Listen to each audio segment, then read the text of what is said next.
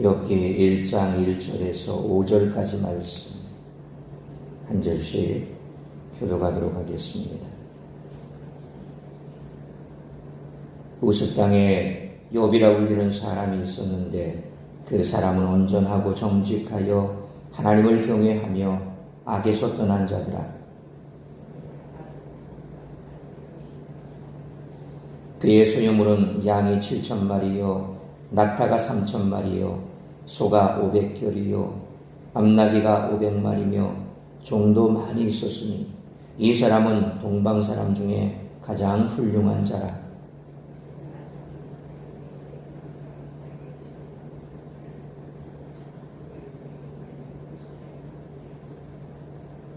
오절같이 있습니다.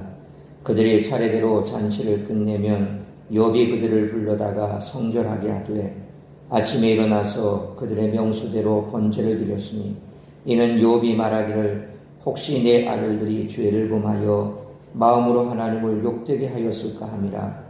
욥의 행위가 항상 이러하였더라. 아멘. 욥기는 우스 땅에 욥이라는 사람이 살고 있었다는 기록으로 시작합니다. 욥의 아버지가 누구인지, 욥이 어느 민족, 어느 지파에 속해 있는지 전혀 알 수 없습니다. 욥이 살고 있던 곳을 우스 땅이라고만 언급하고 있습니다. 하지만 우스가 정확히 어디인지는 단지 짐작만 할 뿐입니다. 이렇게 욥의 배경을 언급하지 않음으로써 욥기는 독자들로 욥이라는 인물 자체에만 집중하게 합니다. 이것은 욥의 문제를 특정 지역이나 특정 사람의 문제가 아닌 보편적 인간의 문제임을 드러내기 위한 저자의 전략으로 보입니다. 우리가 잘 알고 있는 것처럼 욥이라는 사람은 아브라함과 같은 족장시대의 사람입니다. 그러니까 이 욥기가 성경에 보면 시편 앞에 있기 때문에 그 저작 시기가 굉장히 좀 후대로 보이지만 그러나 아브라함 시대 또 그 전에 어간에 있는 그런 족장 시대의 사람이다 라고 그렇게 기록되어 있습니다. 욥은 하나님을 경외하는 경건한 사람으로 온전하고 정직하며 악을 멀리했던 동방에서 가장 부유한 사람이었습니다. 하나님은 그에게 많은 복을 주셨습니다. 먼저 7명의 아들과 3명의 딸, 합 10명의 자녀를 주셨습니다. 또 많은 가축과 종도 주셨습니다. 이 모든 것은 욥의 경건으로 인해 하나님이 주신 복입니다. 욥의 경건과 하나님의 복이 서로 일치를 이루고 있습니다. 욥의 삶은 경건으로만 그치지 않았습니다. 욥의 자녀들은 각자의 생일이 되면 모든 형제 자매를 초청해 잔치를 베풀었습니다. 이러한 자녀들의 모습을 통해 욥의 가정이 얼마나 화목하고 행복한지를 알 수 있습니다. 이런 잔치는 보통 맛있는 음식과 술이 함께 나옵니다. 고대 근동의 잔치에는 술이 빠지지 않습니다. 하지만 이것을 근심 어린 눈으로 살피는 사람이 있었는데 그가 바로 욥입니다. 욥은 자녀들을 지극히 사랑했기에 자신의 경건뿐만 아니라 자녀들 모두의 경건을 위해 많은 관심과 노력을 쏟고 있었습니다. 생일이 끝나면 욥은 자녀들을 차례대로 불러 그들을 성결케 하고 그들의 명수대로 번제를 드렸습니다. 이것은 욥의 자녀들이 혹시 술을 마시고 취한 상태에서 입에 담아서는 안 되는 말을 했을 수도 있기에 욥이 선제적으로 취한 조치였습니다. 욥은 자기뿐만 아니라 자녀들에게까지 하나님을 경외하게 하고 경건을 유지하게 했습니다. 이러한 모습은 우리가 본받을 만한 것이면 틀림이 없습니다. 그러나 욥의 모습에서 우리는 평안과 자유를 발견할 수 없습니다. 신앙인이 경건하게 살아야 하면 이의가 없을 것입니다. 그러나 욥의 삶에서 빠져있는 부분은 삶의 기쁨과 자유입니다. 욥기가 쓰인 이유 중에 하나도 바로 여기에 있을 것입니다. 욥기는 욥이 자신의 경건한 삶에 채워져야 할 아름다움과 즐거움을 찾아가는 여정이기도 하다는 것입니다. 오늘 본문은 욥이라는 인물이 얼마나 온전한 삶을 살았는지 묘사하고 있습니다. 그런데 아이러니하게도 그의 온전한 모습은 이후에 일어날 비극적 사건들을 더 극적으로 부각시키는 기능을 합니다. 따라서 성경이 온전하다고 평가한 그의 삶이 어떠했는지에 대한 오늘 본문의 말씀을 통해 우리들이 깨달아야 할 것은 첫째로 1절 말씀처럼 하나님의 말씀은 모든 인류를 위한 말씀이라는 것입니다. 욥이라는 인물에 대해 가장 먼저 소개된 내용은 그가 우스 땅에 살았다는 사실입니다. 우스 땅이 정확히 어느 지역을 가리키는지 알 수 없습니다. 분명한 것은 그가 가나안 땅에 살았던 사람이 아니라는 것입니다. 심지어 그가 히브리 사람인지 아닌지도 알 수 없습니다. 앞서 족장시대 사람이다 그랬습니다. 아브라함과 또 이삭과 야곱과 요셉과 같은 그런 족장시대 사람이죠. 그러니까 아주 고대 사람입니다. 그리고 또 그 당시만 하더라도 이스라엘 백성은 가나안 땅에 살지 않았습니다. 그러니까 하나님께서 그들에게 땅을 주지 않은, 그래서 아브라함 역시도 갈대아 우르 지방에 살았다. 그 갈대아 우르도 사실 이 바벨론이란다. 저기 그 고대 문명의 발상지.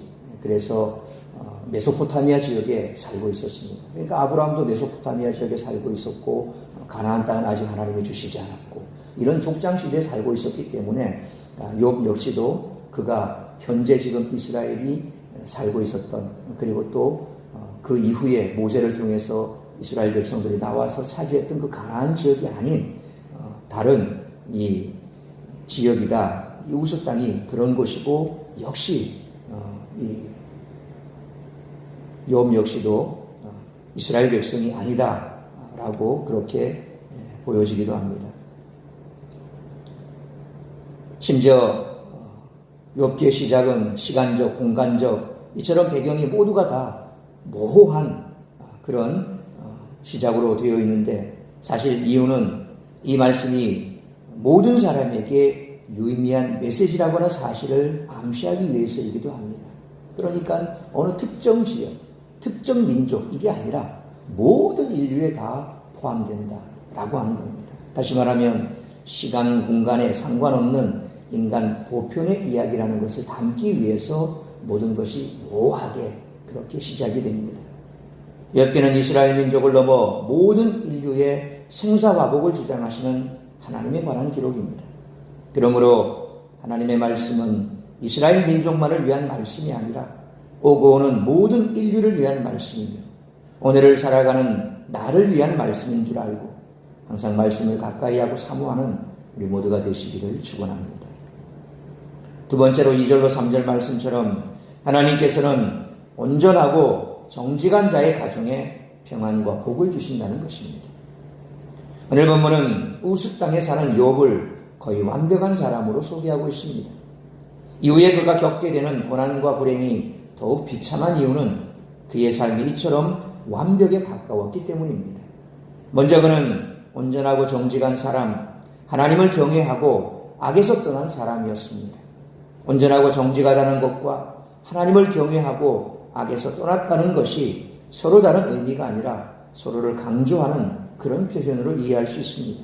다시 말하면 하나님을 경외하고 악에서 떠난 자가 바로 온전하고 정직한 자라는 것입니다. 또한 욥은 가정을 평화스럽게 다스리고 가정 경제도 훌륭하게 경영했습니다. 2절로 3절 말씀처럼 욥의 가정에는 아들이 7, 딸이 3이 있었는데 이 숫자는 온전함을 의미합니다. 합치면 열이죠. 열은 바로 10은 온전수 아닙니까? 곧 그의 가정이 온전했음을 나타내기도 합니다. 그는 자신의 재산을 다루는데도 탁월한 능력을 가지고 있었습니다. 양, 낙타, 소, 암나귀 그리고 많은 종을 거느렸다는 기록에서 그가 자신의 삶을 얼마나 훌륭하게 경영하고 있었는지를 살펴볼 수 있습니다. 그러므로 자신의 삶을 훌륭하게 경영하고 하나님을 경외하며 악에서 떠난 온전하고 정직한 그리스도인의 가정을 하나님께서는 평안함과 풍성한 복을 주시는 줄 믿고 말씀대로 지켜 준행하는 삶을 살아가는 우리 모두가 되시기를 축원합니다. 세 번째로 4절로 5절 말씀처럼 하나님과의 온전한 관계를 잘 유지하는 믿음의 가정이 되어야 한다는 것입니다. 완벽에 가까운 욥의 삶은 관계 속에서도 잘 나타나고 있습니다. 4절 말씀처럼 욥의 자녀들은 생일 때마다 잔치를 열어 형제 자매들과 함께 기쁨을 나누었습니다. 욥은 가족 구성원들이 이렇게 화목하게 지내는 데에 만족하지 않았습니다.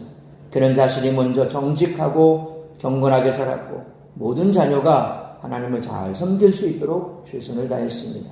생일 때마다 벌어지는 잔치에는 포도주가 제공되었기에 자녀들이 혹시라도 하나님 앞에 범죄했을까봐 번제를 드렸습니다. 그는 하나님과 관계가 깨어질 것을 걱정하여 일말의 범죄 가능성도 남겨두지 않았던 것입니다. 5절 말씀처럼 잔치가 끝나면 욥은 자녀들의 수대로 하나님께 번제를 드렸습니다. 이처럼 그는 한 가정의 가장으로서 부족함이 없이 역할을 잘 감당했습니다. 심지어 그는 마음으로 지은 죄까지 두려워하며 하나님 앞에 회개했습니다. 성경은 이런 삶을 온전하다라고 평가하고 있습니다. 그러므로 모든 가족 구성원들이 하나님과의 온전한 관계를 잘 유지해 갈 수 있도록 힘쓰는 믿음의 가정들이 다 되시기를 축원합니다. 사랑하는 성도 여러분, 이전과 같은 욥의 온전함 속에는 우리는 은혜라는 단어를 잊어버려서는 안 됩니다. 사람들은 아무런 대가 없이 주어지는 하나님의 은혜는 죄인들에게나 필요하다라고 생각할지 모릅니다. 하지만 모든 인간은 은혜 아니면 살아갈 수가 없습니다. 우리는 온전함이라는 표현에 감추어진 하나님의 은혜를 읽어내야 됩니다. 그러므로 욥의 인생이 하나님의 은혜 아래 있었듯이 우리의 삶도 그분의 은혜 아래 있으며 하나님의 은혜가 우리를 온전케 함을 잊지 말고 오늘도 하나님의 은혜 안에 거하는 우리 모두가 되시기를 주님의 이름으로 축원합니다. 기도하겠습니다. 살아계신 아버지 하나님, 은혜와 사랑을 감사합니다. 오늘 욥기를 시작하며 욥의 모습, 그리고 그의 가정, 그리고 욥의 그 경건함과 그리고 온전함을 우리가 다시 한번 가슴에 새기기를 원합니다. 하나님께서 욥에게 베풀어 주신 그 은혜로 말미암아 그의 가정에 평안하고 또한 풍성함과 평안함을, 부유함을 누릴 수 있었던 그의 삶을 우리의 삶 또한 그렇게 될 수 있기를 소망합니다. 하나님 앞에 참으로 정직하고 그리고 하나님을 경외하는 그러한 모습을 통하여 그의 가정이 얼마나 온전하게 세워지고 또 그의 자녀들 또한 욥을 닮아 그와 같은 삶을 살아가고 있었던 것을 우리가 보면서 오늘 우리의 가정을 돌아보고 또 우리의 모습을 돌아보며 하나님께서 우리에게 베풀어 주시는 그 은혜로 말미암아 우리의 삶, 우리의 가정 또한 이처럼 온전하고 평안하고 정직하고 하나님을 경외하는 가정들이 다 될 수 있도록 그 신은 좀 베풀어 주옵소서. 날마다 하나님께서 베푸시는 은혜가 우리의 삶에 충만하고 또 남뿐만 아니라 우리의 가족들 모두에게도 하나님의 은혜가 그렇게 충만하게 임함으로 모든 가정들마다 하나님을 경외하고 죄악에서 떠나가며 하나님께서 주신 정직하고 온전한 삶을 살아가는 복된 믿음의 가정들이 다 될 수 있도록 그 신은 좀 베풀어 주옵소서. 그것을 위해서 우리가 하나님의 말씀에 더욱더 창념하며 살아갈 수 있기를 원합니다. 말씀을 사모하고 말씀대로 살아가며 말씀을 지켜 준행하는 삶, 바로 그런 삶이 온전한 삶의 첩경인 줄 믿습니다. 우리 모두 그런 삶을 살아갈 수 있는 복된 인생들 되게 하여 주옵시고 날마다 하나님의 은혜가 넘쳐나는 우리 모든 삶이 될 수 있도록 인도하여 주옵소서. 오늘은 거룩하고 복된 하나님의 주일입니다. 우리가 하나님 앞에 예배함으로 우리 하나님을 경외하고 또 하나님 앞에 우리 모두가 우리의 모습을 보이며 하나님을 진심으로 예배하는 자리에 설 수 있기를 소망합니다.